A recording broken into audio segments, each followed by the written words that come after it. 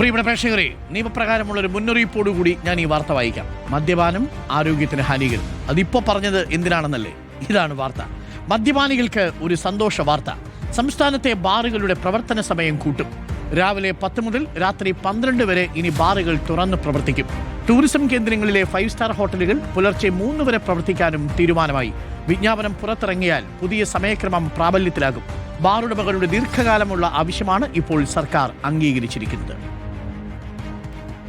ഈ ബാർ സമയം നീട്ടാനുള്ള തീരുമാനത്തിൽ ജനങ്ങളുടെ പ്രതികരണം എന്താണ് എന്നുകൂടി ഞങ്ങൾ അന്വേഷിച്ചു. കേൾക്കാം. ജനം പറയും.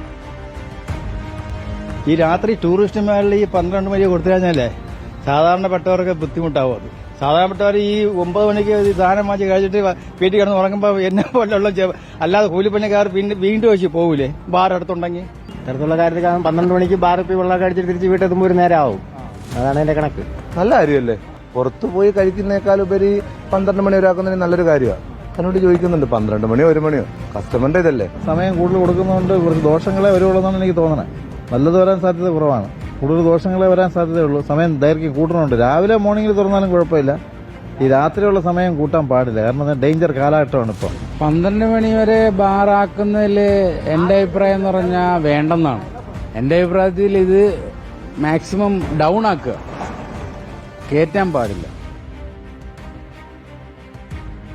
പ്രിയപ്പെട്ട പ്രേക്ഷകരെ, അതിലൊരാളുടെ പ്രതികരണം കേട്ടല്ലോ. ഇതിപ്പം എനിക്ക് 9 മണിക്ക് വീട്ടിൽ പോകാമായിരുന്നു, ഇനിയിപ്പോൾ 12 മണിക്ക് വീട്ടിൽ പോകാൻ പറ്റത്തുള്ളൂ എന്നാണ് ഒരു പ്രേക്ഷകൻ നിഷ്കളങ്കമായി നമ്മളോട് പ്രതികരിച്ചത്.